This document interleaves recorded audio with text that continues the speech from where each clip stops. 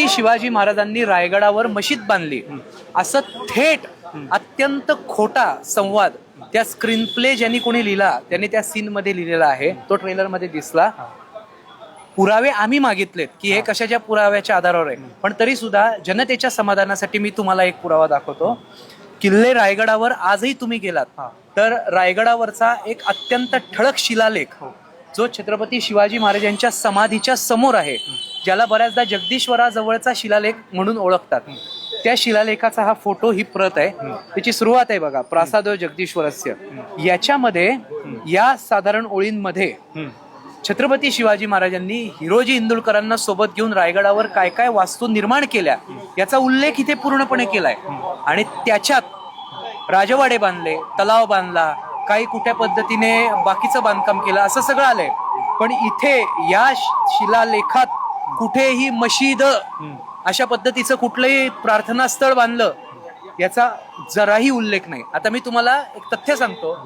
हा शिलालेख छत्रपती शिवरायांच्या समोर केला, हा शिलालेख छत्रपती शिवाजी महाराजांच्या परवानगीनं केला आणि छत्रपती शिवाजी महाराजांच्या समोर हा रायगडावरती त्या ठिकाणी लावण्यात आला. पण शिवाजी महाराजांच्या छत्रपतींच्या समोर जे लावण्यात आलं ते सत्य तुमच्या समोर आहे. मग असत्य कशासाठी सांगावं? अजून एक दाखवतो बघा तुम्ही की हा एक रायगडाचा जुना नकाशा आहे.